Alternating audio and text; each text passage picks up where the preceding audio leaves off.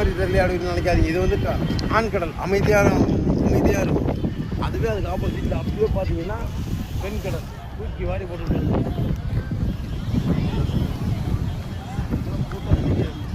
அதிகமாக வராங்க ஜனம்.